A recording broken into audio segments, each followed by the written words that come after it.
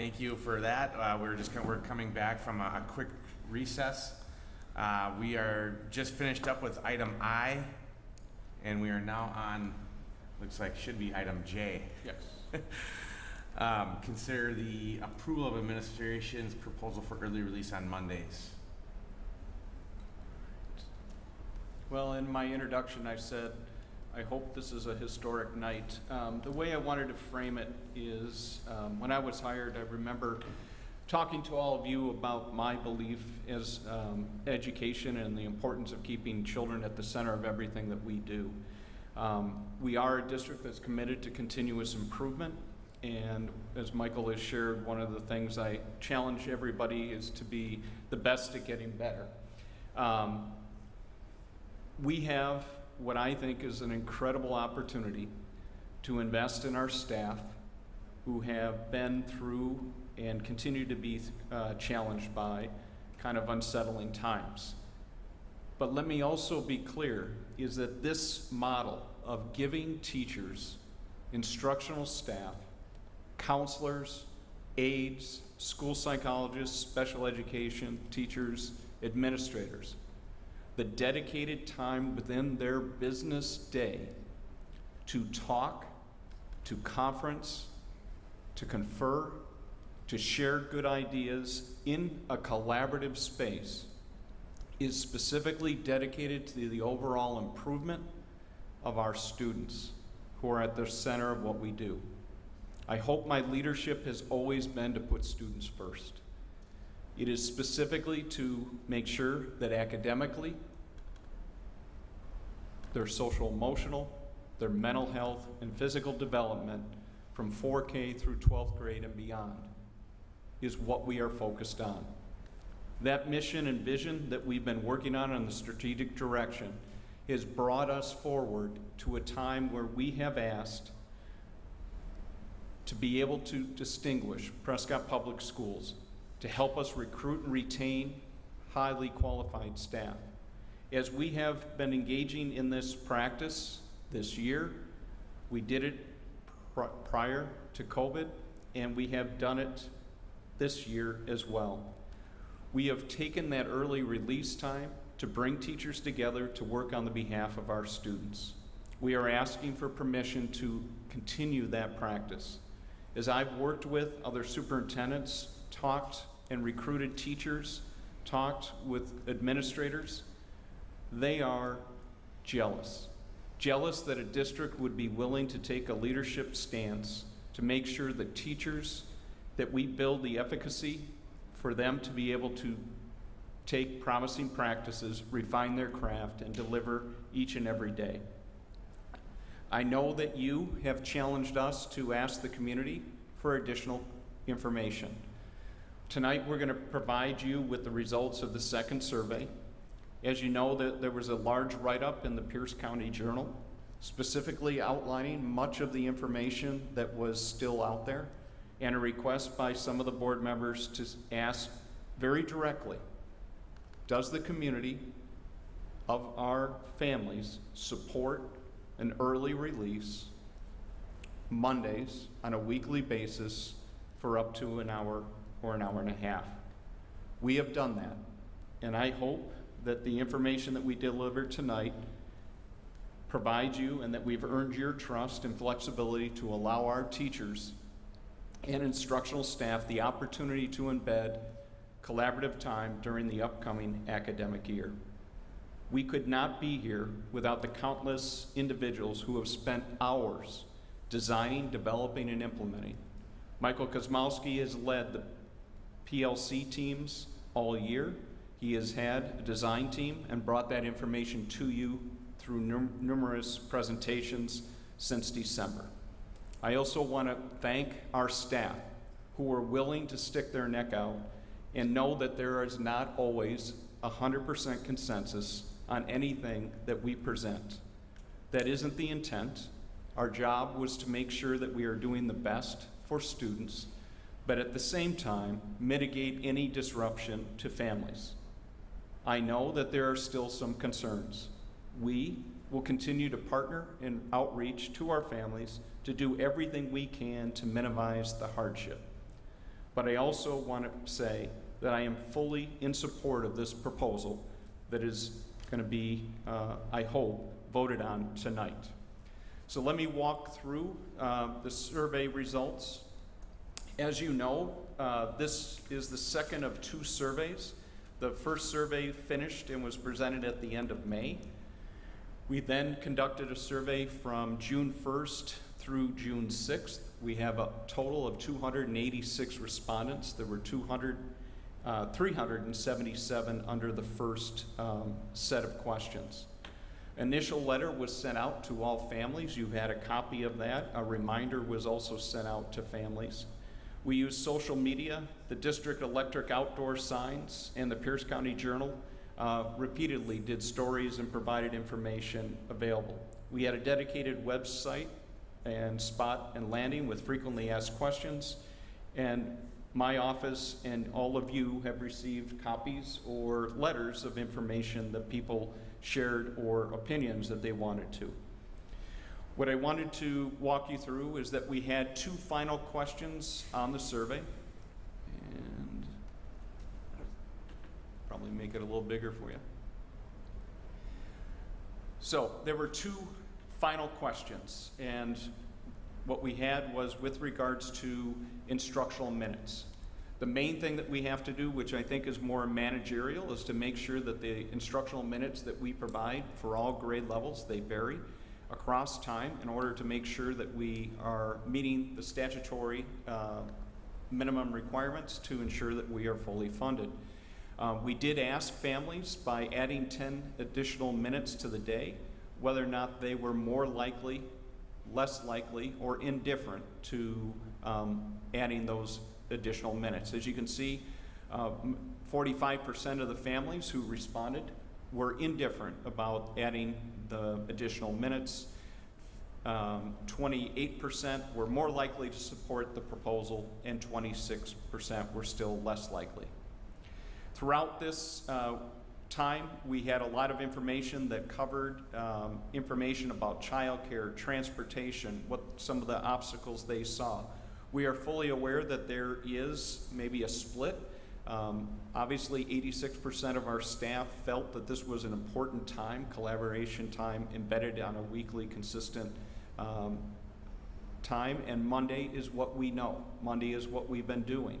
We could have had multiple permutations and options out there. At some time, you have to kind of lock the tumblers in and say, vote yay or nay. And so after reviewing the information that was provided, we did ask parents, after understanding everything, do you support the implementation of a collaborative time proposal for the 22-23 school year?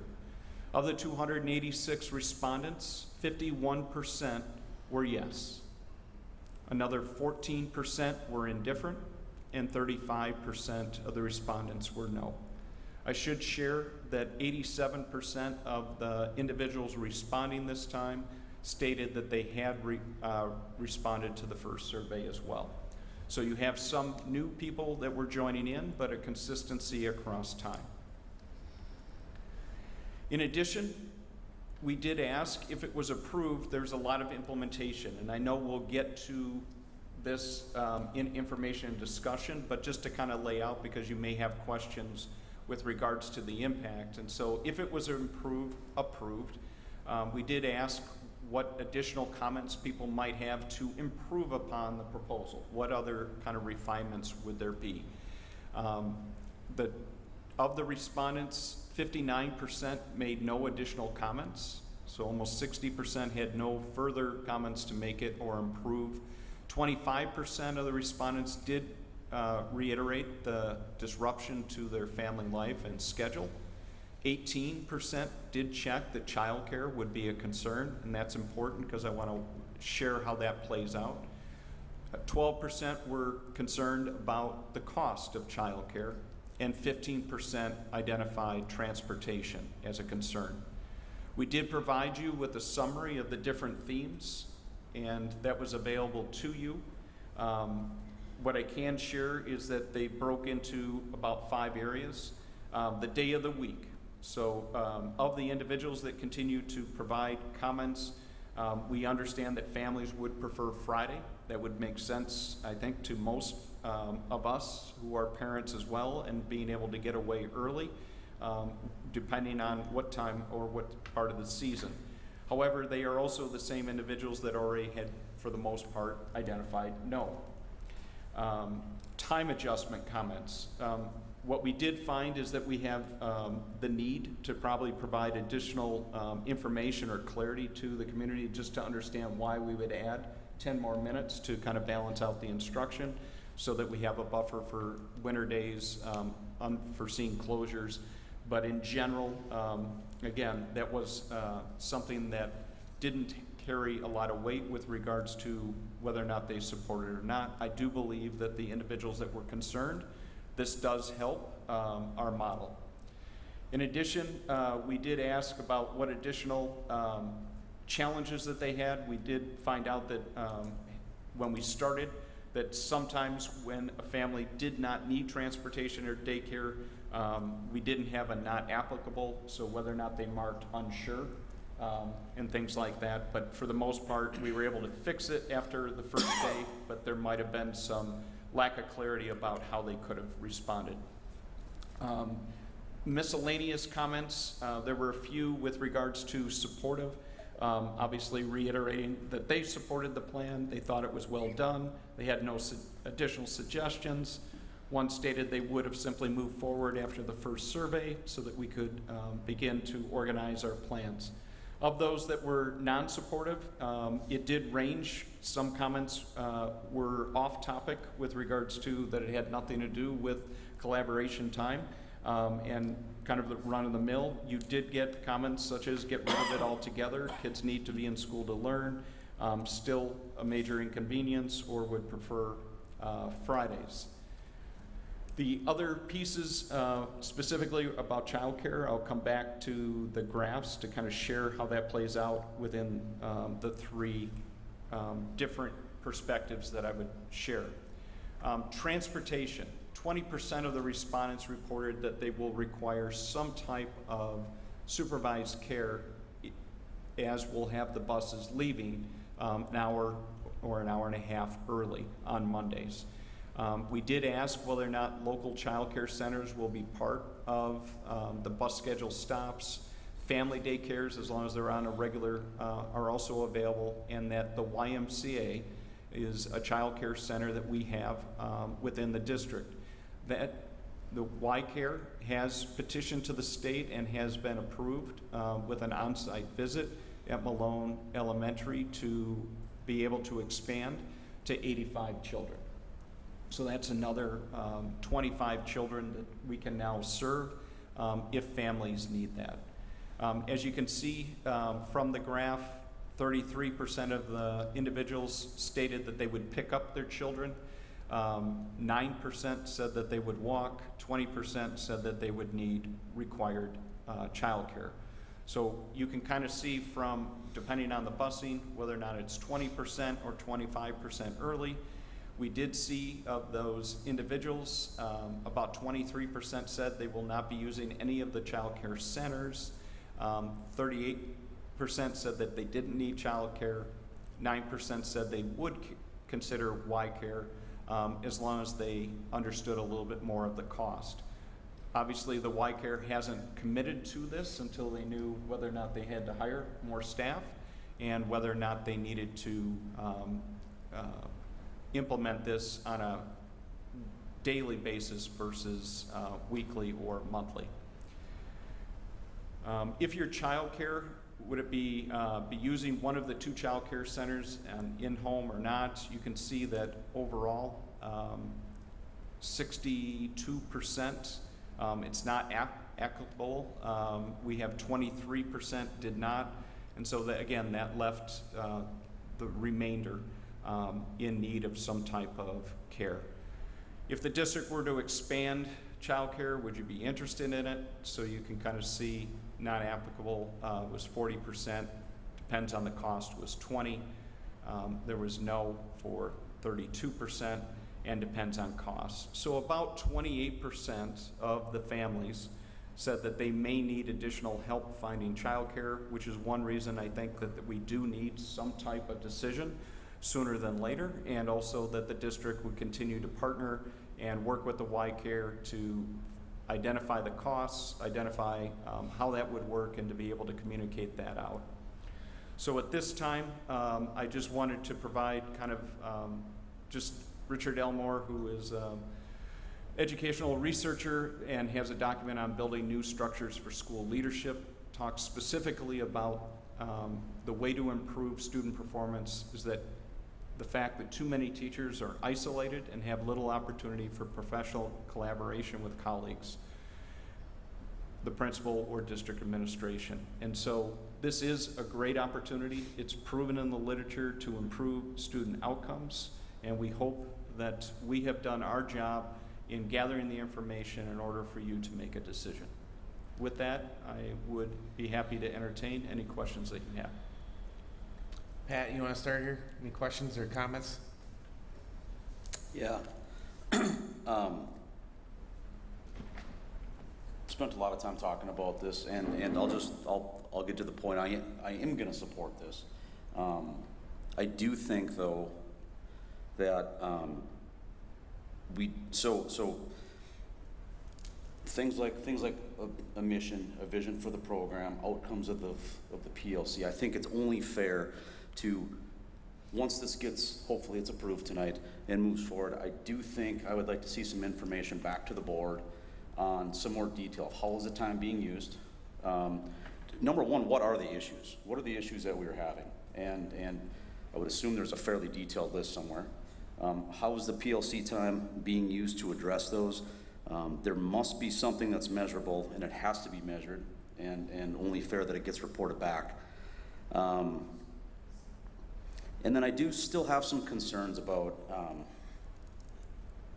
I understand the time for the teachers to collaborate. At the end of the day, there are still students that are not doing well, students are failing, and I would like to see some sort of a formal response with what can we do for those students on those 90-day release days. And I got some ideas, right? But I'd like, instead of sending them home, they're having issues. I'd like to see what we can do for them during the time when they're at school. So I guess that's my questions and comments for right now. Mm-hmm. Mike, I might add in, we've been talking about, we still need to get scheduled a report card workshop. We need to do that now. I mean, we need to get that scheduled ASAP. And I think the comments that I just brought up need to be a part of that discussion. Thank you. Tanya? Yeah, I've been really clear that I'm in support of this this whole time.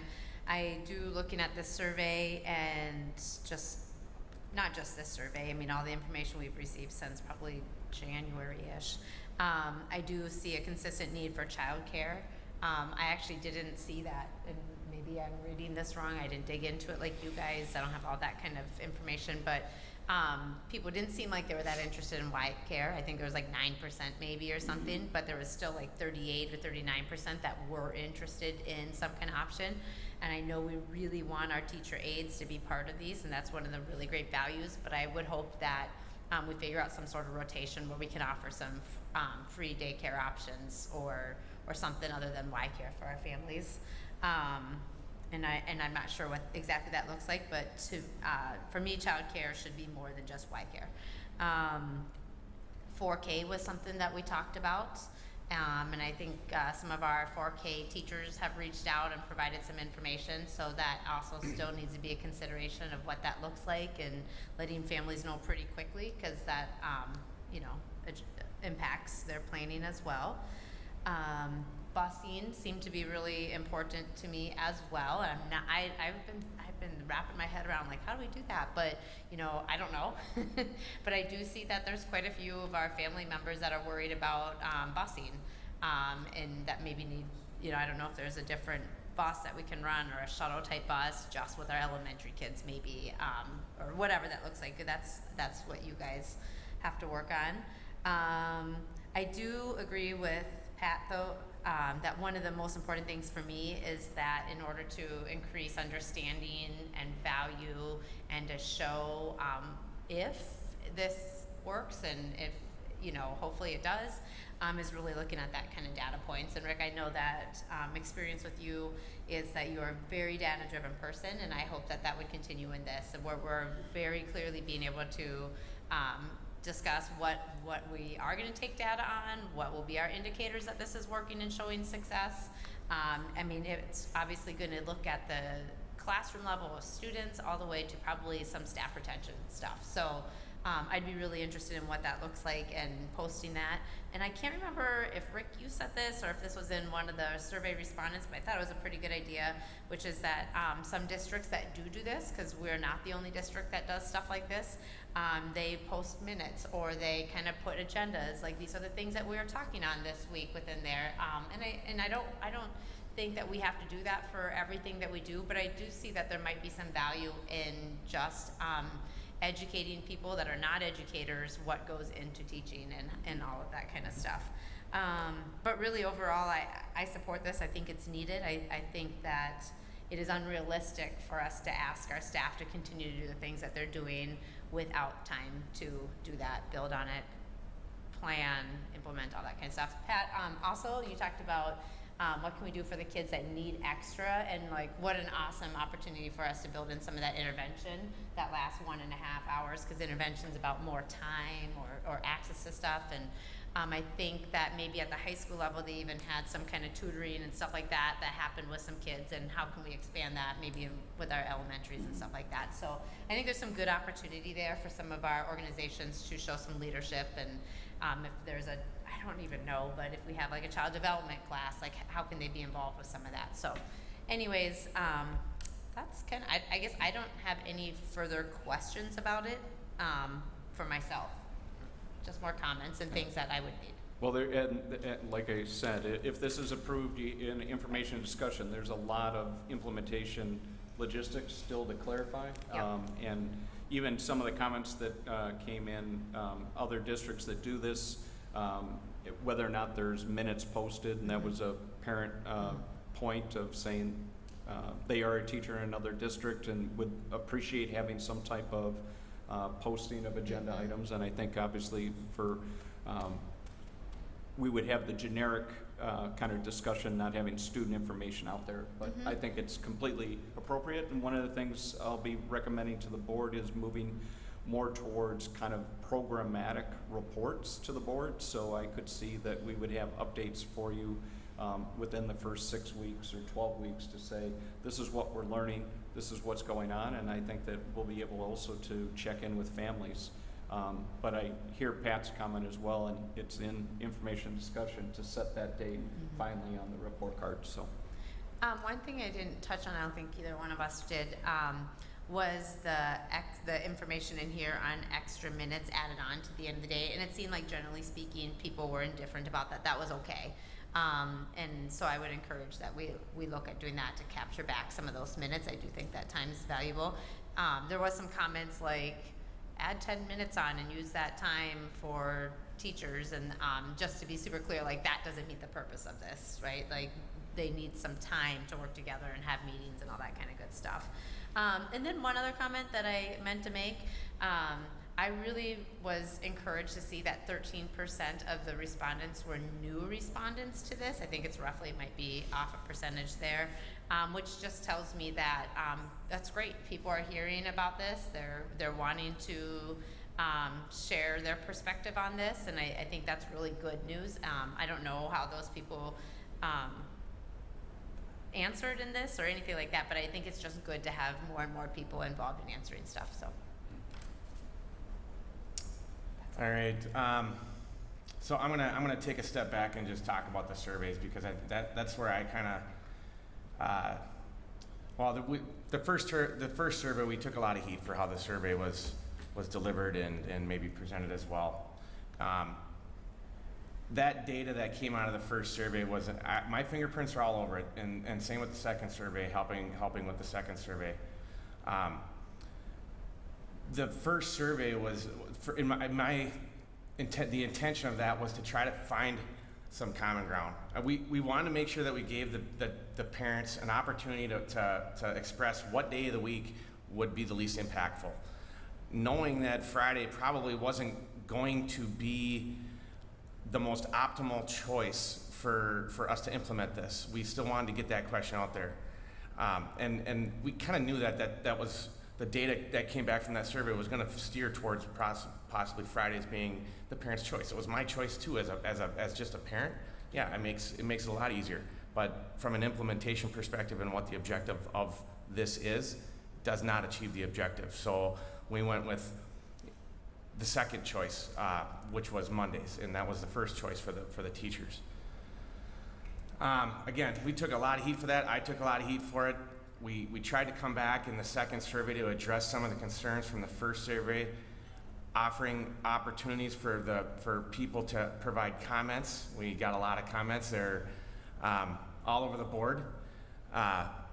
And also give an opportunity to express support or not support, which was not in the first survey. Which, in my opinion, was the right time to ask that question because there was a little bit more concreteness to what we were actually asking. So, with the second survey, I'm going to call it Rick right now. He spent a ton of hours, and it wasn't just him. There was eyes all over this survey to try to get this crafted right. I know you in particular spent a lot of time on this. There was people outside of the school district that maybe line up in the camp of not supporting this that helped us to construct the survey and try to. So what the intention was really to try to bring in some eyes to try to help us at least get the survey to a point where it was not going to offend anybody. I don't know if we achieved that, but I got less. I guess I got less emails than the first one. But I mean, the point I'm trying to make is we put a lot of time into the second survey to try to listen to what we heard, and when we ask the questions on the second survey, make sure that we're trying to hit the mark and give people an opportunity to at least voice their opinion. And they certainly did. Again, both sides. The comments are really all over the place. Supporting it, not supporting it, not even talking about the survey. Some of it was pretty fun to read, actually. So, but what I got out of the second survey, when it boils down to the data that we actually got to look at, is how much support there is, and there's enough there. I mean, the survey, for the two bar graphs that asked the question if they support it before.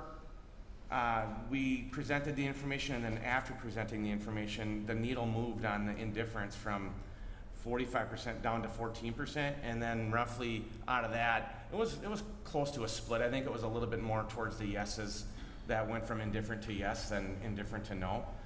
But when I'm looking at that data, it's a hard 50% yes and then 14% indifferent. To me, kind of leans pretty heavily that there is support for it.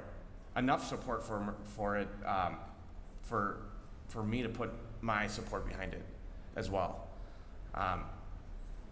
I supported it last month, but I was glad that we went out and got more information to just kind of validate that we weren't really going down a rabbit hole that was not in support, that the public did not support. If it would have been a 90% no versus a 10% yes, it would have been a really tough conversation to have up here. We landed somewhere where we thought we were going to land, somewhere in the middle, 50-50, a little bit more on the yes plus indifferent side. So looking at that data and knowing that this is, in my opinion, and I know you guys on the administration put a lot of time and effort into this, and you're really pushing it, and I think you did a great job. You sold a lot of us, and I think it's something that we're as a board, we're prepared to support. We have 3 board members here tonight. 2 of them are missing. I could get into the reasons why. I'm not going to, but I came in tonight thinking that there was going to be at least 4 board members, and at the last second we found out there was only going to be 3. And so in my mind, I'm thinking, well, what should we do here?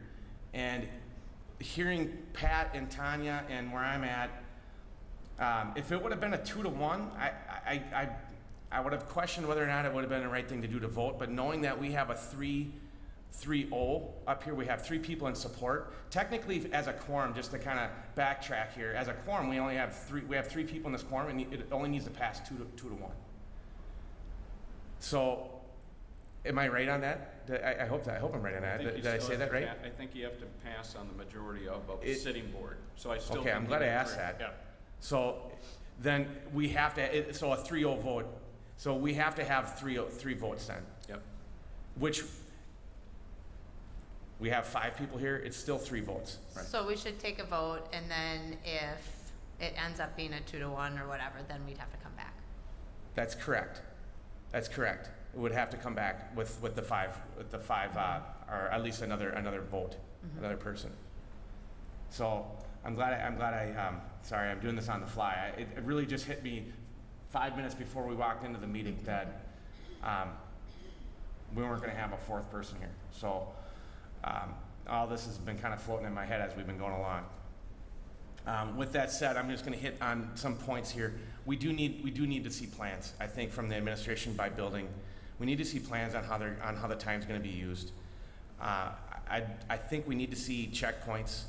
I don't know what that looks like. I think that's something you guys can help figure out. We need to see checkpoints to see how the time is being used. If we're sticking to the plan, if we got to make adjustments, I assume adjustments are going to be made probably weekly, maybe monthly. And then at some point during the maybe towards the end of the year, we have to have I think an assessment of overall how did it go this year, and if there's tweaks that need to be made, or if we got to completely take a 180 on it and go a different direction. I think that assessment, I look at this as it's kind of a step 1. I'm not going to call it a pilot, but I don't want to set it in stone permanently into this calendar every year. It's something that we need to continue to discuss and make sure it's the right fit for us.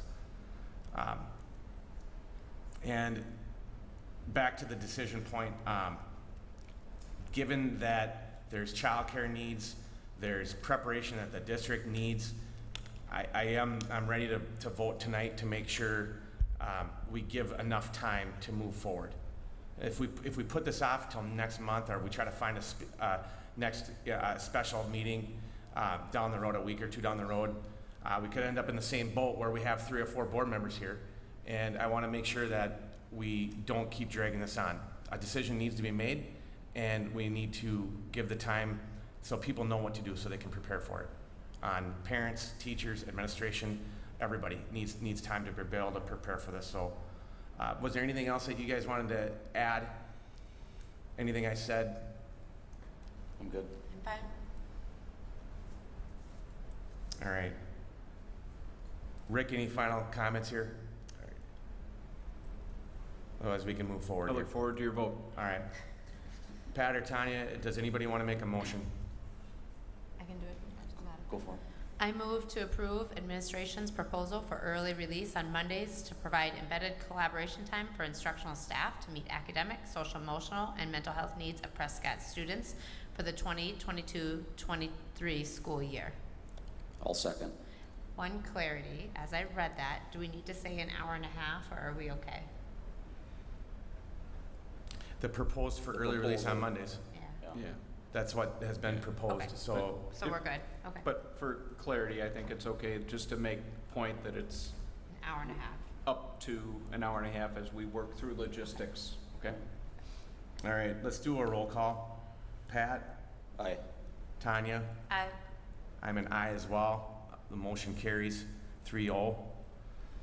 Thank you for all the time that you guys have put into this. Parents, thank you for the feedback that you've given us. I know it's not easy. This was a tough decision for all of us, and we've been working on it for close to 6 months now. So we take all this very seriously, and I thank everybody for your time. And I'm looking forward to moving on and seeing how this works, how well this works. I want to just publicly thank the school board for your willingness to stick your neck out here. The work begins, as Michael has shared, to be honest, we've been doing this for more than probably 5 years.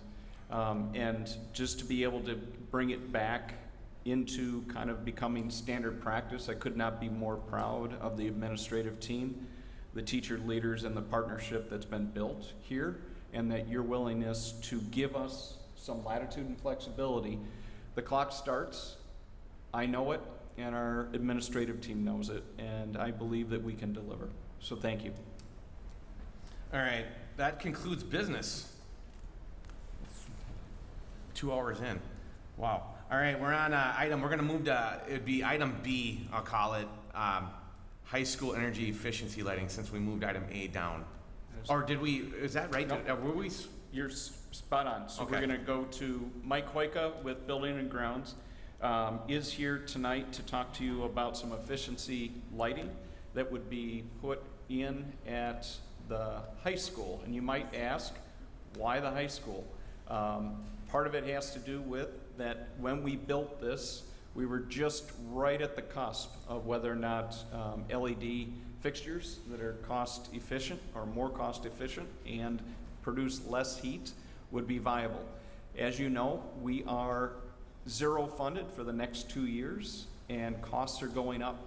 This is Mike's attempt for us to think immediate needs, but also long-term needs. And so Mike, I'm gonna turn it over to you about the bids that you have, and also I know that you've even installed 2 of the fixtures, and you can share why you did that, and also allow us, maybe after this meeting, to go and look at them. So, Okay. Mike?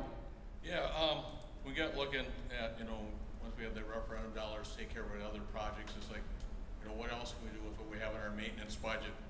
What's the best way to use that? And that is up here with the energy costs getting higher and higher, and what can we do to save some energy costs, and also some labor costs, because anytime you have a fluorescent tube bulb, there's a lot of dusting of the fixtures and stuff like that too. So there is a reduction in labor costs that's not really in these figures, but I'll give you some kind of estimates on that.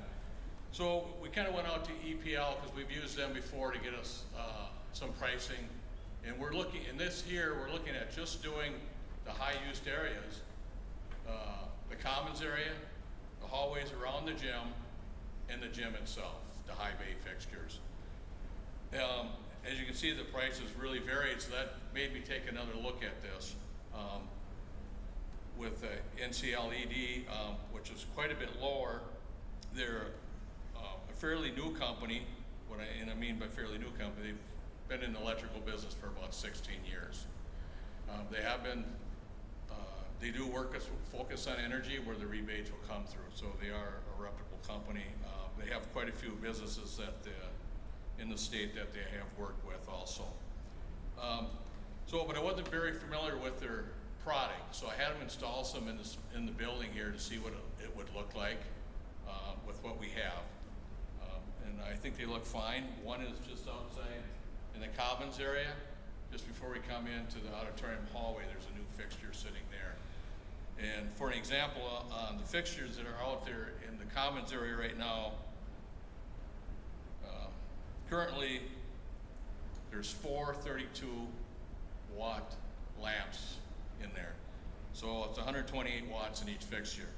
The new fixtures are only going to be 30 watts, which they are adjustable, so if we need one to be brighter, we can go up to 40 watt, 50 watt. I think they look good. They will definitely work in the hallway. We might even be able to tune that down a little bit more in the hallway. We'll do some lighting tests.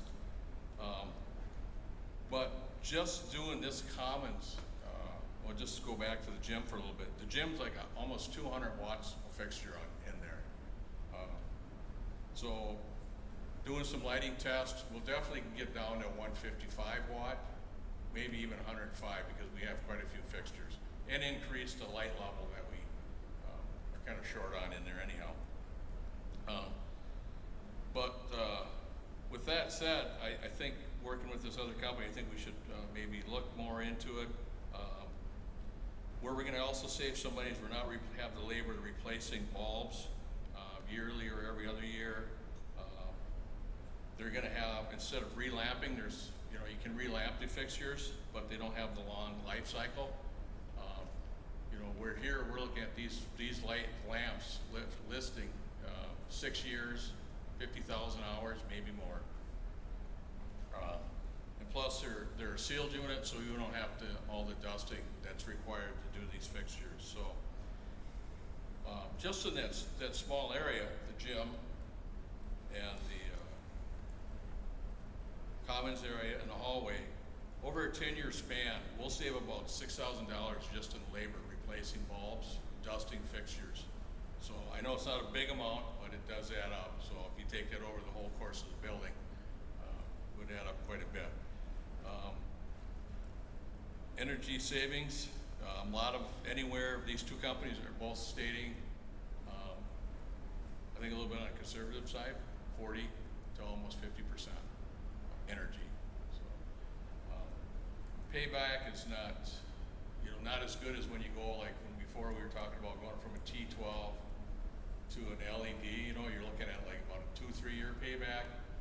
Here, it's probably a 5 to 7 payback. So, depending on the light usage, we're just doing it dusk to dawn here, which we know in the winter months with all the sports and events, we're adding more hours than that on there. So we're going to shorten that. That's why I feel we'll probably be closer to a 5 to a 7 year payback on this. So, and I think looking at this other company, and because of the cost is lower than I was originally estimating, I think we do have some money in the maintenance budget. I think we should expand this to taking some other hallways and do more of it and get more savings. I will be making a call out to focus on energy, get them involved if we increase this to a larger project. Maybe hopefully get some better rebates. Pat, you have any questions for Mike here? Mike, maybe just a little bit on the math, Yep. and thanks for having that ready, but, so you're kind of stating a 5 to 7 years, so let's just say 6 years, right? Well, if you go on theirs, you're looking close to 10-year. Yep, But if we start taking the labor reduction out and the cost of bulbs and stuff, sure, that's where it's gonna bring it down the next 3 years. okay. So, I hope I'm saying this right. Worst case scenario, let's just assume it's a 6-year payback. Yep. And you feel that the bulb life is a 6-year bulb. Well, they're warranted at least for 5. Okay, So the life expectancy is more than that. I don't have that with me, but it's more than the 50,000. so just cowboy math, what I'm trying to get at is the investment, worst case scenario, the investment pays for itself. Yep. And some of the added benefits are, the carbon footprint stuff, better light levels, and the ability to have additional energy reduction. Right. So if I did that math right, I mean, that all makes sense to me. Tough question here, and I think you said it, but do we have the money currently in the budget to do it? Is it the right use of those funds right now? I mean, it's going to pay for itself. I get it, and I'm sold on that part. But We have some of it would come out of the 2021 budget we're gonna have, and if we expand this, we'll have to use some of it out of the 22-23, which with our fiscal year ending, June 30th. June 30th, we're always you're going doing our back and projects forth. between Yeah. the two budgets. Okay. And I just wanted to, because we are in the midst of just closing on our bonds for the referendum, just to make sure that everybody is clear. This is specific to Mike's budget. It's not referendum dollars. It is specific to the high school, but this becomes an opportunity because now that we are able to invest in the 3 older buildings, he can kind of attack and try to be forward-thinking on lowering our energy costs moving forward. Agree. I think it's important to state though that that still means, I don't want people to think that doesn't mean we aren't stewards of the $15 million, and there was very specific projects that were identified that $15 million would take care of. So, no funny, but we're not just moving money around to take care of the pet projects, right? It's still, the $15 million is allocated to what the $15 million is supposed to be allocated to. Correct. Yep. Good question, Pat. Tanya? That was my only clarification to Pat and Rick, which is just that this is coming out of current budget for maintenance, buildings, Yep. this year's, some into next year's. It's very separate from what the community Yes, just it has passed. nothing to do with the referendum bond money, Perfect. so. Perfect, and I think it's smart if you have the dollars for it. I know it'll save money in the long run, and obviously there's some other benefits to environment and all that too, so. Thanks for sharing. This doesn't have to come back to us. Is this on the information discussion just to make us aware? Are we gonna have to vote on this, or? Well, I think, not necessarily because you vote on the overall budget. We wanted to make sure that you understood why we might be changing fixtures here, you Okay. know, 6 years in. Yep. And making sure that we're not, let's say, getting too far over our skis. But there is a very strategic reason. It is about trying to save our utility costs. We are doing it in high traffic areas so that they are areas that this building is used almost 7 days a week. And so we're not going through every classroom, we're doing it in areas that we think will generate the biggest return on investment. So it's definitely the highest energy used areas that we're looking at doing. Yeah. All right, thanks, Mike. Thanks, Mike. Thank you. We'll move to item C, discuss updates, revisions, and process regarding activities code review. Thank you, Mike. Appreciate it. Andrew Caudill has been up here a lot, and we're going to be presenting to you. As you know, the Student Activity Code of Conduct was updated at the beginning of the academic year. I'll ask Andrew, how soon was it started to be refined? Once you- Pretty much immediately. So I'll just kind of touch on the process that I took, which lasted the entire academic year. First off, I just started with a lot of observations, what works, what doesn't work, what's enforceable, what proved to not be very enforceable. I think it's important that there's a belief that we are enforcing the activities code. Obviously, we bring it to you, so it's important to me that it is being enforced as it is written. So speaking with stakeholders, I heard a lot from teachers throughout the year, and the teachers really settled on the activities code needs to have academic and behavior accountability. I know that came up a number of times, and so I'll address that as I go through. Student feedback, honestly, dated all the way back to my interview. When I interview with students, their whole thing was equity in the activities code. So that's something that we looked at. Met with a few advisors in our fine arts programs to talk about some concepts with them, gave athletics head coaches an opportunity to give feedback.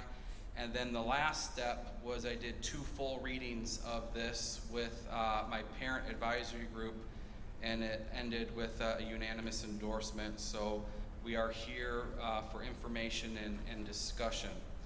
I'm gonna just go through the changes. The changes are in yellow. I'll start off by saying that it's a little bit thicker because it was split into 2 sections. Section 1 covers the athletics programs.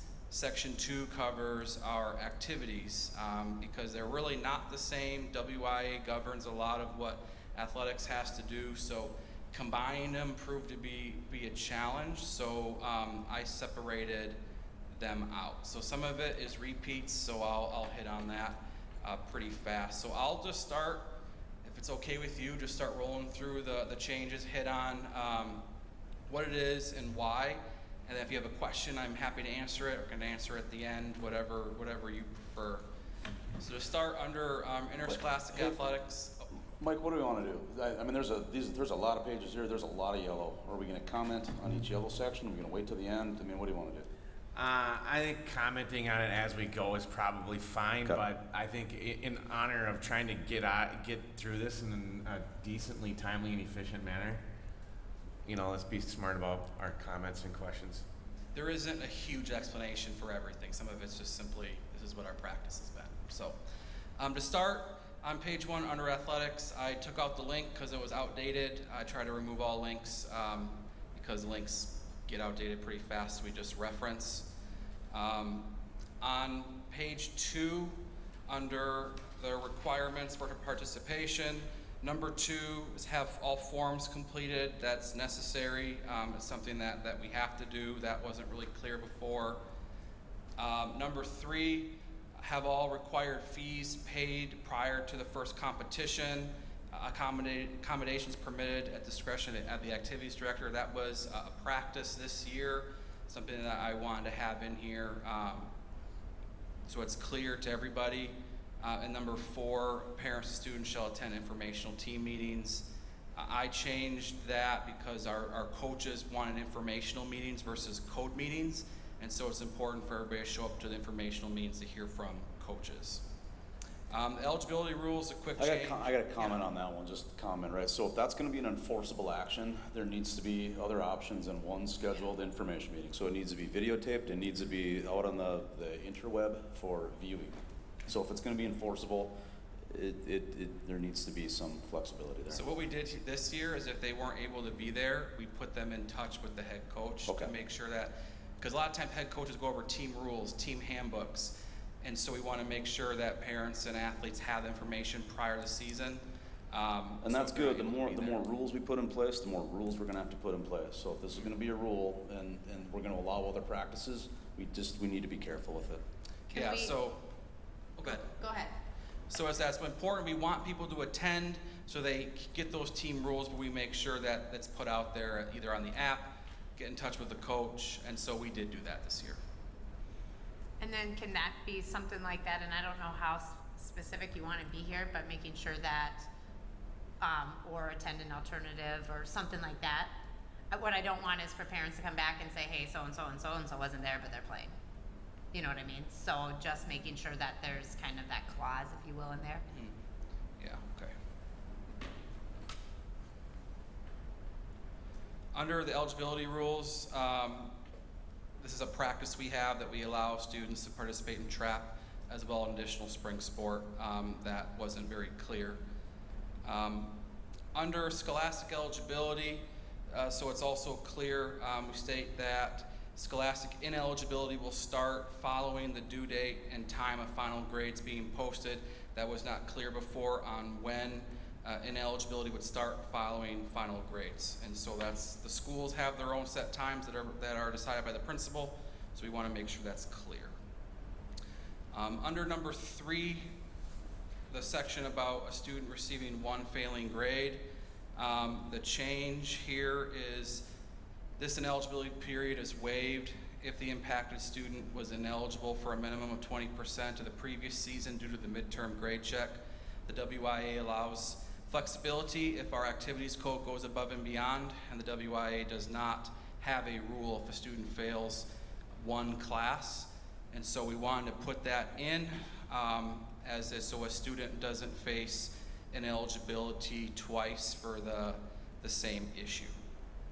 I do have an issue over the 10%. So football, right, correct me if I'm wrong, I should know this, is a 9-game season. Mhm. So how do we do 10% of that? So you round to the nearest hole. Right. So for football, it'd be 1 contest. It would be 1 whole game. All right, so you're on the nearest hole. All right, thank you. Yep. Another change, summer credit recovery, WIA allows this.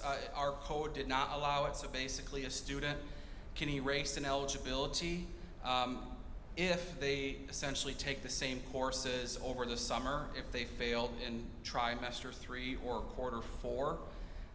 It allows students the ability to recover, and I think it's good to incentivize that because ultimately it helps them towards graduation if they are fixing their issues over the summer. So it's available. So if a student failed 2 classes in try 3, they take both classes summer pass, then they're essentially good to go in trimester 1 in the next school year. Can I just pause for a quick question? It's just related to grades and grading and ineligibility. Is that for the sport that they're currently in, or can they like sign up for another sport in between, they use it for that, or do you have to, you know what I mean? So ineligibility kicks in if the next sport starts in the next grading period. So for example, if a student fails a class in try 3 and their next sport starts in try 2, we're looking at try 1. So it's not, we're looking at the Okay, previous term. So we cleaned that language up last summer. okay, great, thank you. So that's it for page 4. On page 5, the midterm grade check was something that was new. In looking at it, I thought that there were some things, and getting some feedback from, especially from the parent group, some things to change in it. The biggest change is instead of having students sit out a week at a time if they have a failing midterm grade, to change it to where if they are, once they're passing, they get reinstated. What we saw this year is students knew they had to sit out a week, so there wasn't an incentive to get right away if they could. It was, I have to sit out a week so I can just take my time, and that proved to actually be a negative impact. And so we want to encourage them to get right as fast as possible to get eligibility back. It kind of puts the onus more on the student to get back, and we want to encourage them to get back and not have them feel discouraged that regardless of what they do, they have to sit out a week. Because the goal ultimately is that they pass the courses. So, as you guys know, I super duper strongly disagree with this.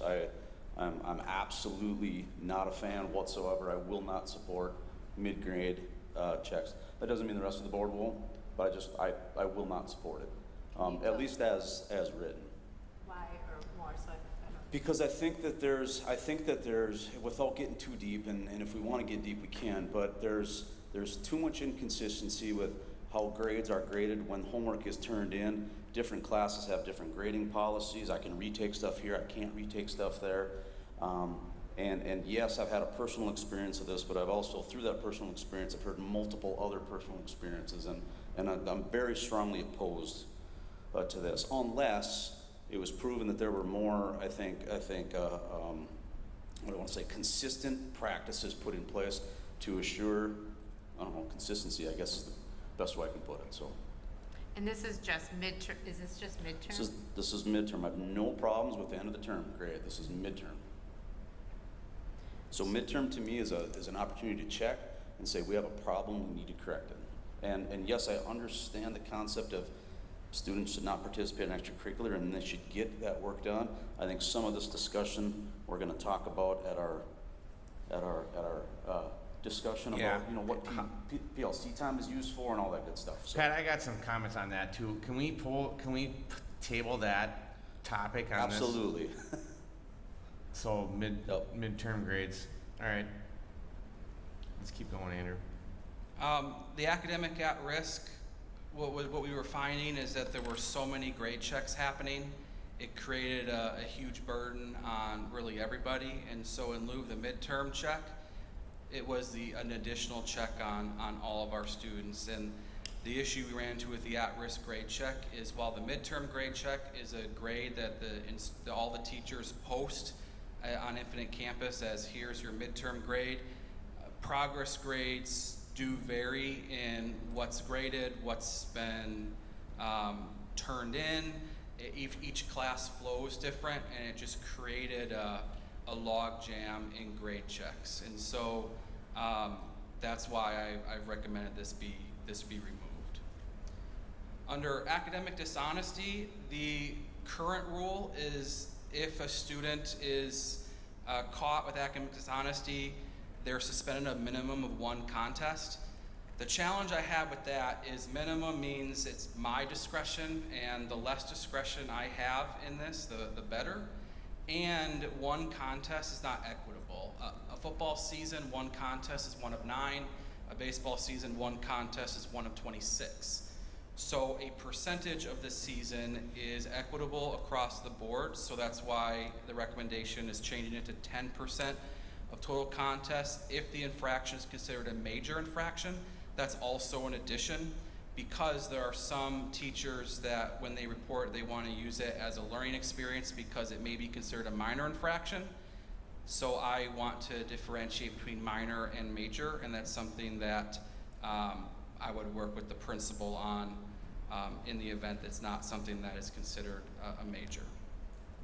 Is there a definition of what major and minor is right now? Does that exist? I would defer to the principal and the teacher. Just one of my notes. I think we need to define what it is so people know.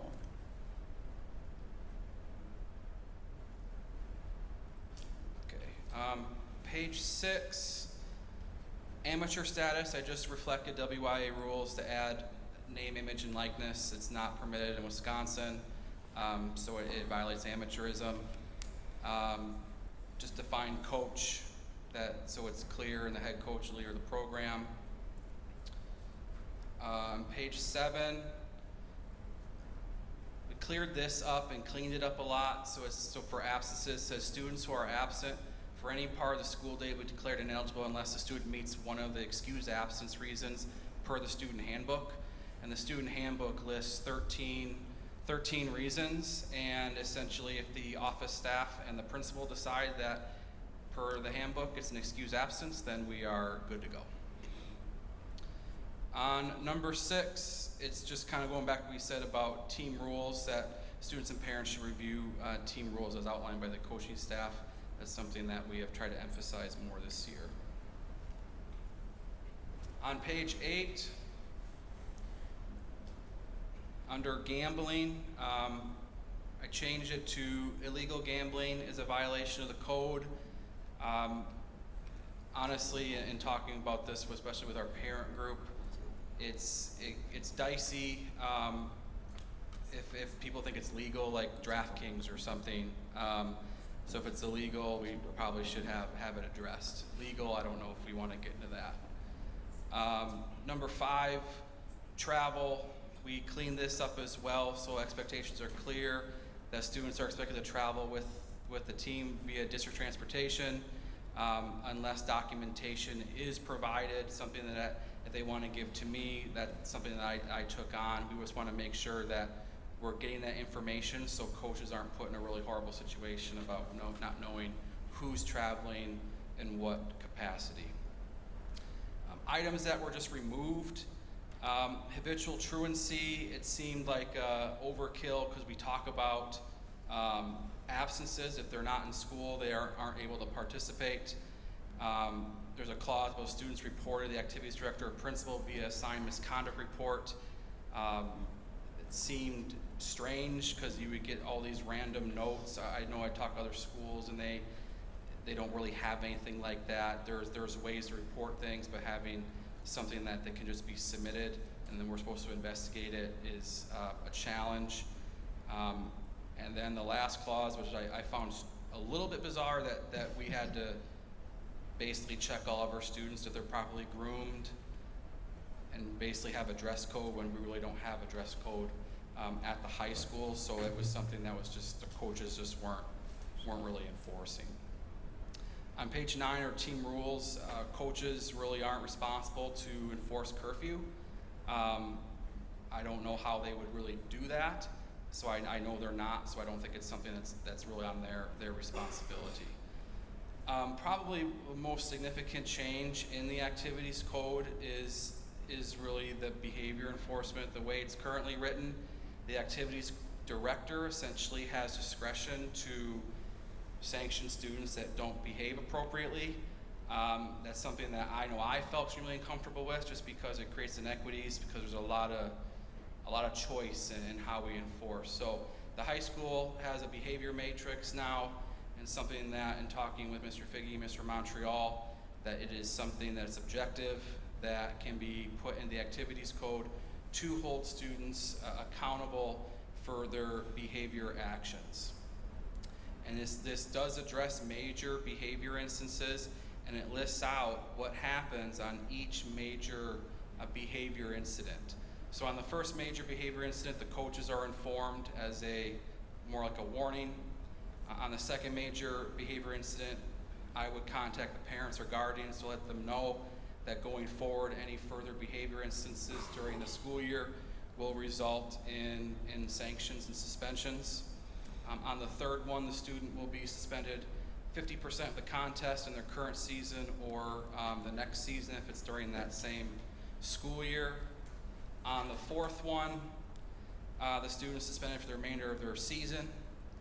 On the fifth one, it's a 365-day suspension, and if major behavior instances continue from there during that school year, they could face a permanent ban.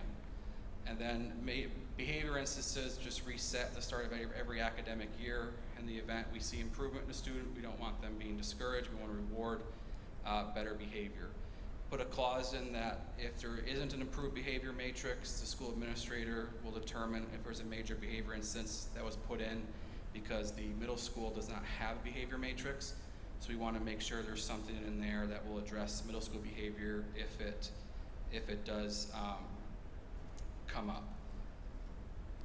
So I'd be happy to answer questions on that. That's a new, brand new concept that is being recommended to be put in the code. I just would, Pat brought this up already, but defining what major is. And I Yes. don't, maybe the code, maybe the matrix does. It is. Okay, so then it is defined, yeah. Yep, and so they'll advise me if we have an issue and something that I'll track. Conduct unbecoming clause is kind of the catch-all for everything. The activities director has the right to impose penalties if something comes up. The way the code is being rewritten, that box shrinks very significantly, which is good. I think that creates a clear definitions of what expectations are. But it does need to be addressed in case there's somebody that comes up that needs to be addressed in the code. The next change is being recommended is on page 13. This is also a practice, a return to competition. The current code says the coaches will make the determination when a student can return. That's not good practice because of mistakes made there. It could create eligibility issues with WIA. So it's been changed to the activities director. It's ultimately my responsibility to inform a coach if a student is able to return from a suspension. Students leaving the team after a suspension. So if a student leaves the team after serving a suspension prior to the end of the season, to receive credit for the suspension is at the discretion of the activities director. That's something that we put into place this year. If there's a good reason why a student's leaving the team, we don't want to penalize them again. However, if it's clear the student just did that sport just to serve a penalty, then we reserve the right to not give them credit for that. That's not good for our teams. On page 14, the 1 year out rule, something that we've talked about, I talked about with Mr. Montreal quite extensively this year. If a student is not involved in anything for a year, then they essentially they've been out for a year, they don't have to sit out a suspension that happened a long time ago. So that's just something that it's overkill in my opinion. Other than that, the other stuff that's just taken out for the rest of the athletics part are really more policies and procedures that really have nothing to do with an activities code like injuries, awards. It just seems out of place in an activities code. The chart that we have, I removed the listing of activities just because some of this list is outdated, and the risk of listing things is if the list changes, you could potentially have an issue enforcing something. We have to come back every single time.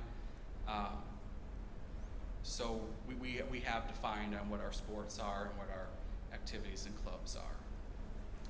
That's the athletics section. The activities section is really a lot of the same. There's just a couple of minor differences, and I can just hit on those just conceptually. For eligibility, it's just different than athletics. And so it's defined by days of the next term, not contests, because there aren't contests. And just saying that they have to sit out a performance, if there's only one performance, then that's essentially 100%, which isn't equitable. And so it's something that we wanted to create equity. So the 3 or more failing grades is the same as athletics, it's the entire term. Two failing grades is the first 21 days of the next term, and the 1 failing grade is the first 14 days of the next term. They couldn't participate.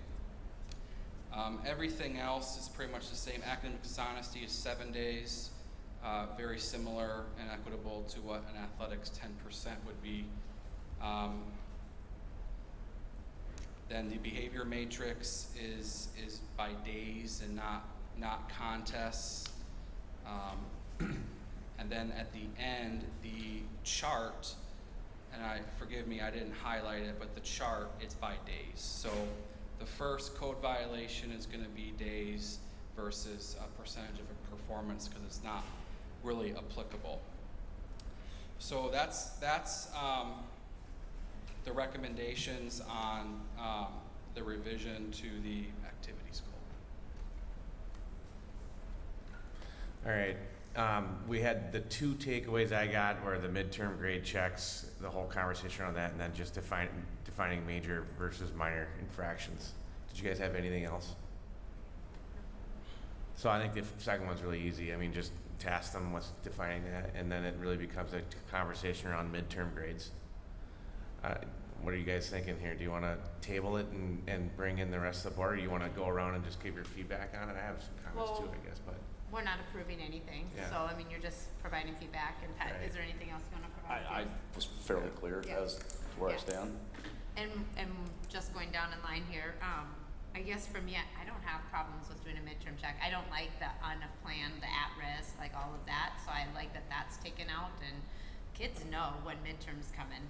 It's clear and it's consistent. Teachers have to post it. It goes into Infinite Campus. Teachers know the dates. It rolls in. Like, it's really clear when that is. So to me, it's not that much different than the end of the grading period or trimester. The difference is you haven't lost your credit.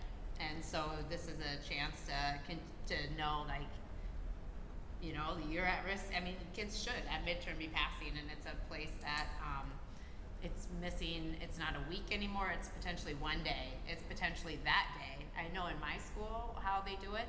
It literally, they have to go and get it signed from the teacher. If they were not passing at midterm, get it signed from the teacher, and they might not even miss a practice. And so for me, that's not an issue. And also part of it is because it's a lot different than, you know, probably when I was in school. Like, I can see the grading constantly. It's constantly updated. It's constantly telling me. So when my daughter is not doing as well as she should be doing, I know right away, and we can follow up with that. I do think though, and I don't know if the high school has this, but just a really consistent grading policy would be really great, because I do see some inconsistencies, which I think is your fear, with like being able to retake a test or not. So do we retake tests or not? It shouldn't be left up to the teacher, in my opinion, maybe by department or something like that. Is there penalties for late assignments, that kind of stuff, right? And I think that would help, but that's not necessarily code of conduct stuff for me, so. I'm gonna just comment on, I don't have a problem with midterm grade checks, but I do think it needs to be revisited on how you do the midterm grade checks and what the requirements are, because there's certain classes that are very heavily weighted on tests. We got the weighting, you know, the 80% for, I forget what it's called, summative, and 20% on formative, right? They Or all can reverse. work. So, I mean, it's, if there's a kid that completely just bombs a test and it's right before midterms, even a retake might not get their grade up high enough to get a passing grade, and now they're stuck trying to climb out of a hole and either continue to try to retake that same test while there are another test is coming down the pipeline in a couple of weeks. A kid could be sitting out for weeks before the next opportunity to even get out of that hole could occur. So I think there's validity in having a midterm check. I'm just not sure it's cut and dry, because there's classes, and especially in the high school here, there's classes that you bomb a test, you're kind of sitting for a while, And that's the same as the end of the trimester. right? And so I think that's, I don't know. I think it needs to be rethought a little bit. I'm not saying I'm completely against it, but I would just encourage that we maybe try to find some. And this is really hard, because if you start saying gray area, now that puts more on your plate and it's not defined, and then you're kind of sit there holding the decision. Well, should I let them play or not? And so I get the hard fast line. If you're not passing, you're not playing. But I think there should be a discussion around that. Maybe there's more on the 20% waiting, because a lot of kids do really good in the classroom, but then they get in that test and they take it and they bomb it, and now their grade is just shot. And I think there's issues with that. So I'm in your, I kind of line up with what you're saying there, Pat, on that. Could it maybe be where it's something, because this is above and beyond WIAA, right? I'm not trying to solve So it maybe here. it's- Yeah. I'm just pointing it out that I don't think it's as cut and dry as just saying if you're not passing during the midterm, you're sitting. I think there's should be a little deeper discussion into, well, why are some kids failing, and maybe there's ways we can craft the rules in the code to be hard fast, so you can have something to fall back on versus just making a decision. But it could be something like, or, you know, has a passing grade, or has an approved upon plan with the teacher to Yeah, get the passing. and- Like, and, in 2 I mean- weeks, you're gonna retake this test. Well, and what about kids that are on IEPs and stuff like that? I mean, is that accounted for? And Well, grading can be changed, so if like that's. so, a I mean, concern. that's I think those things have to be, maybe they have been discussed. Maybe they're just not in here yet. So. We've thrown some ideas around about, do you have, if there's a performance improvement, then that can get their eligibility back. If they're still failing, they must still continue to show improvement, or else then they lose Yeah. it again.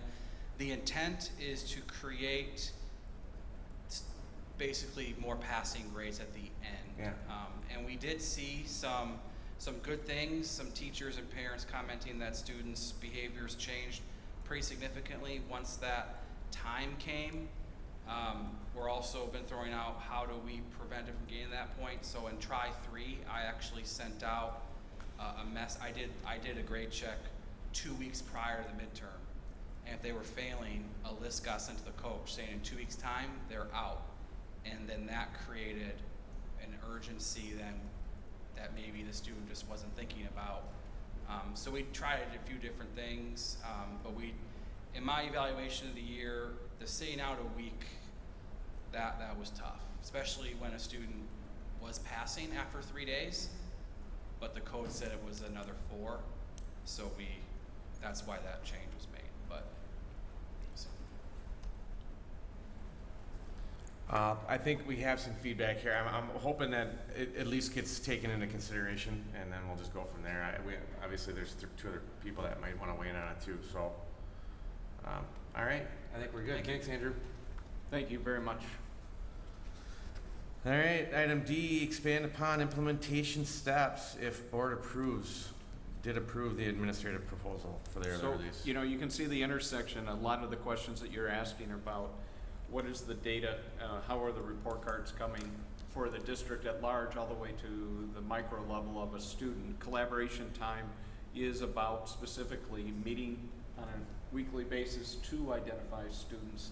Our goal is to be more efficient, right? And so it's about working smarter, not harder, and to be able to tailor those interventions or get kids in the programs that we have in place. So we talked earlier tonight about reading recovery. That's an additional program that we're being able to bring in with 1.5 FTE around literacy by grade 3. That's adding no additional money to our district. We'll continue to look at those through middle school and high school. We've hired interventionists, but there's a lot of logistics that got raised. And so some of the takeaways, I just wanted to make sure that my list is growing, but I want to make sure that we're not leaving anything off. Understand that now we have to work with our transportation department to clarify what is the end time of our school day. And so we usually have about a 20-25 minute stagger between our elementaries and the high school. We need to make sure that we set up those routes and then be able to communicate that out to families. Our goal is to make sure that we start to communicate out that this has the collaboration time on Mondays, and early release has been approved by the board so that families are knowledgeable. Then we'll refine the bus schedules with Tim. We know that we have to continue to partner with our childcare. I see Tracy Collins out there, and she had talked about the benefits of collaboration time, but also trying to figure out what are the best days now to make sure and how we're going to adjust that.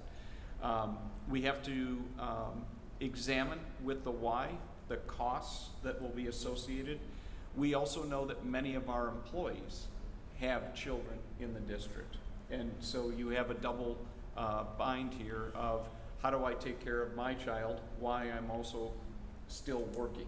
And so that goes back to some of our, you can't have your own children in the room when you're trying to meet with colleagues. And so that'll be something that we have to make sure that we have that in policy, but also the YMCA did have some options for us for our employees to be able to have reduced costs, and so we'll be communicating that out. We also know that we're going to have to talk to you as a board about the metrics. How do we know this is successful? We also will have a mid-year check-in with our families. The goal, obviously, as Andrew just talked about with the athletic code, is we want students to be successful on their field, on the stage, and in the classroom. What we're trying to do with collaboration time is to improve the overall mental health of our children, the social, emotional, and academics. And so we believe that we'll have to share with you, and we'll work with Michael as he elevates the teacher and learning piece, once again with grade 3 moving over to the elementary. So you can see how this all starts to fit together, but it is like playing Tetris, and there's a lot of different shapes coming down that we have to fit together. Are there other things that are circling in your head that we haven't mentioned tonight that you see as critical for us to continue to communicate out to families or get back to you about implementation of the collaboration time? Tanya or Pat, any thoughts on this? I mean, we've been I can't think of anything else.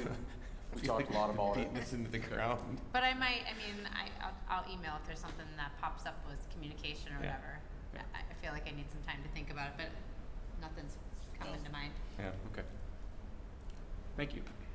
I think, then the next item you have is the one that we had switched. So, that goes okay, to if we're A. moving on, then we're Yep. gonna call it item E, discussion of next meeting Yeah. and work session. So we've gone around and around, and I think that it is being recommended that we have a special work session. I think there are two very big topics, potentially three. The first one is the academic report card. I've talked with Michael. He's ready and able. We did an administrative retreat for 2 days, June 2nd and 3rd. We were able to kind of go through that ourselves to kind of knock off the rust. And that would be one of the things that we would put as a high priority to do first. The other one is I would like to either meet with the board in a work session or at least with the president and vice president to lay out the calendar to try to talk about what we see on the radar as big priorities so that we start to kind of organize our year by understanding what is coming and how it leads to something else versus month by month. And so I'll look for direction from the president and vice president and the board. And then obviously we are at a point where I do believe that a self-evaluation of the board, the protocols and practices, as we relaunch, and I'm going to keep talking about that, I think as we start into fall 2022, we are continuing to be a district of distinction. I think we're relaunching, and I think it would be really healthy for the board to hit pause, to reflect on what your working protocols are, how effective you believe you are, and then how is that relationship with the superintendent and the board progressing. And I think that that would be the third topic that I think would be very helpful to do. Is there one that's omitted, or those three seem to be in alignment with what we've talked about? I believe so. We've recently done the board self-evaluation stuff, didn't we? Do some of that, is it a continuation of that? Well, you have a board evaluation, but you haven't exercised it. Well, we did a workshop did a on, workshop Yeah. and did a trying survey to kind of thing on align it. Yeah. board, I don't know, priorities is the right word, but Well, we first Well, did a we did. survey, Yep. like a thing, And we we set evaluated priorities. ourselves, and then we had a workshop on it with the results and next steps. So I'm Yep. happy to continue with that, but it hasn't, I don't think it's been that long ago, so, I mean, I'm happy for those next steps, but that would be my only thought.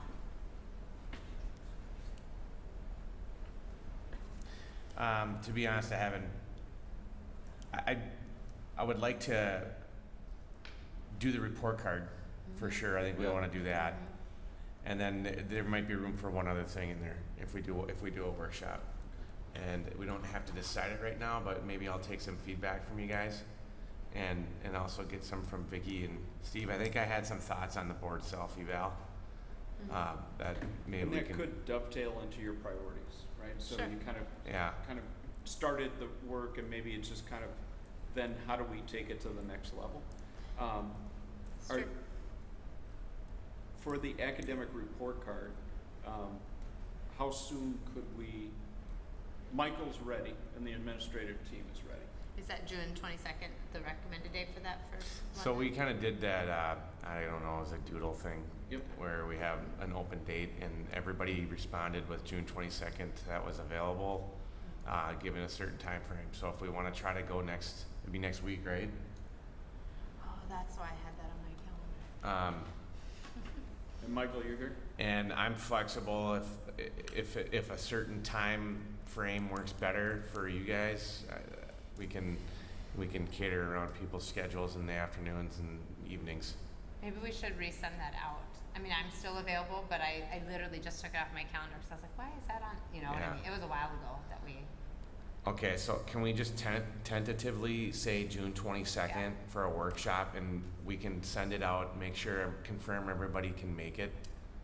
And Josh, I think in this case, is the library open? Yes. Okay. Thanks. And then try do you to guys knock have a out some of these preference things. for a start time? Does the 6 o'clock work? Works for me. I probably can't go any earlier than that, unfortunately. Six is fine. I just didn't Okay. know if you needed, okay. Yeah. And we would put a cap on it, no more than 2 hours? 2 hours. Yes. Sounds good. And, You could do it.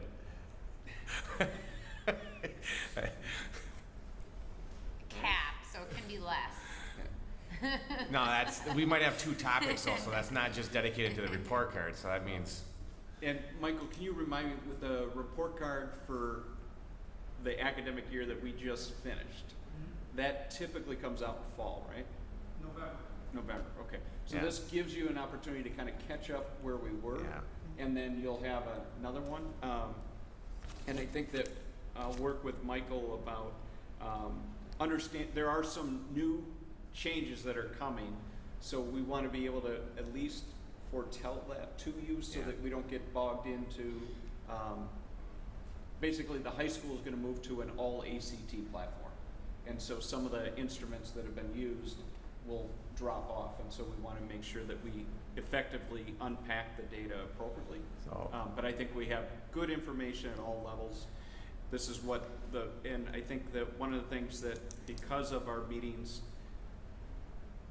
we have not been able to kind of give you larger reports, but every building continues to have targets.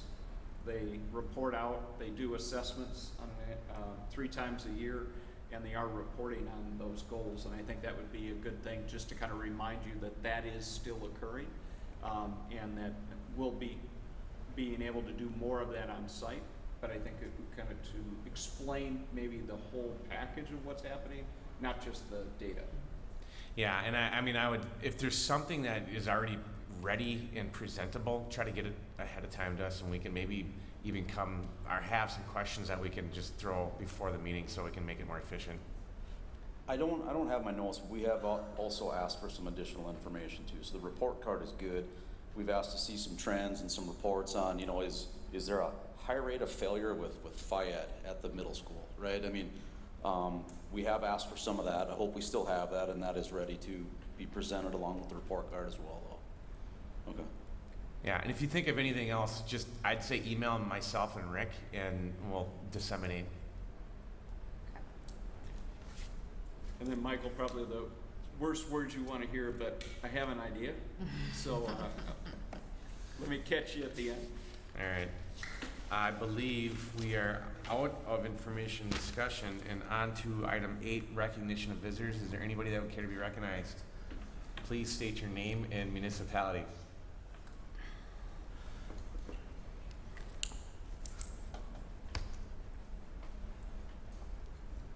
Hi, I'm Tracy Budworth. Prescott is my municipality. I'm a teacher here, a parent here, a coach here. I'm kind of all over in the community, the Jane of all trades. I was not planning on staying for the entire meeting, as exciting as they are. I was planning on leaving, but I feel that it behooves me to revisit the conversation earlier regarding the coaching and the new hire today.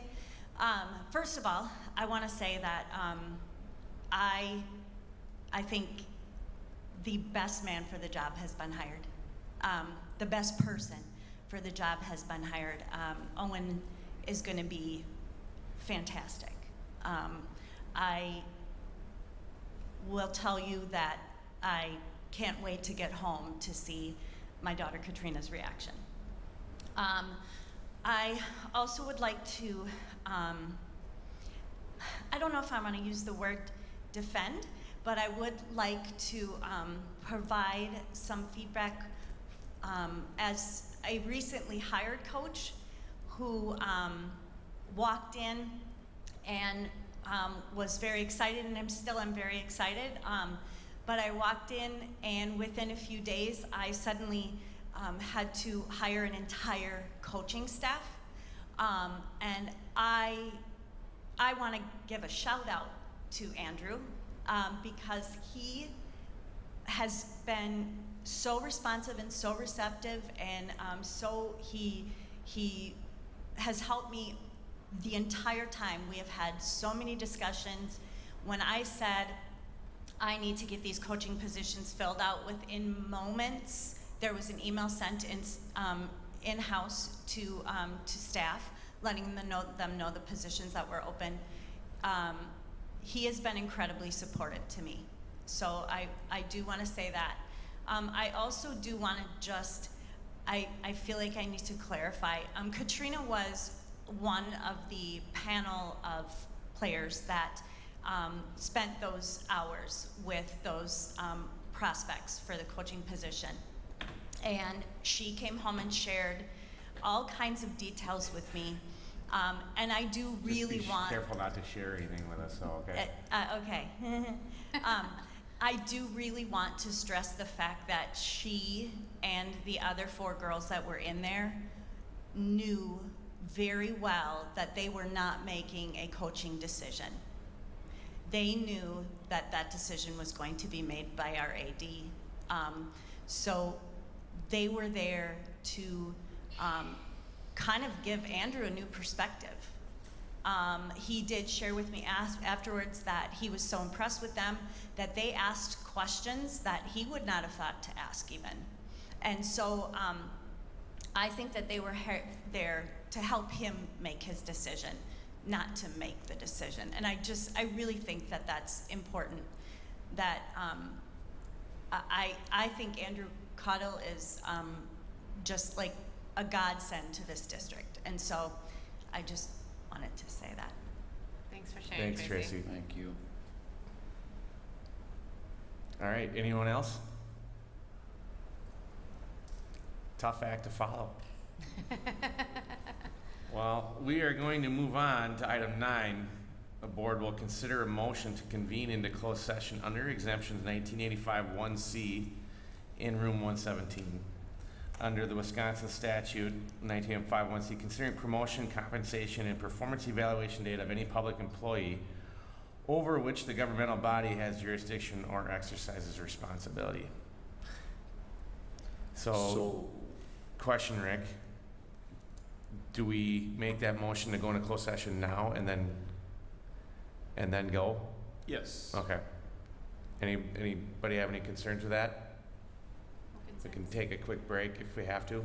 and then go. Yeah, close and the then door. you reconvene, just so you know, the place will be room 117. Yep, At the end of closed session, you come back into open, and then that's where you adjourn. yep, And at this time, we're gonna be suggesting that you will be reopening, closed session in room 117. We won't be coming back into the performance, yep.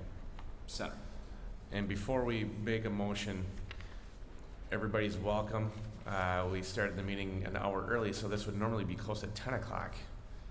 Now you're getting home at 9, or leaving by 9, so. Well, we're not done yet, so, we'll, just roll call in the closed session, I guess, Pat? Aye. Oh, wait, we need a should make a motion. motion, take a Yeah, motion yeah. first, yep. I move to convene in closed session under exceptions 19.851C / Prescott High School, room 117. I'll second. You can- Okay, roll call, Pat, Aye. Tanya, Aye. and I am an I as well, Can so you we'll just go into state a closed session. reconvene time? What time we're gonna reconvene at? Just reconvene in closed session. Can we have a 5-minute transition? Reconvene in closed session in Yeah. 5 minutes? Yep. Yep. Fair enough. All right, thanks, everyone.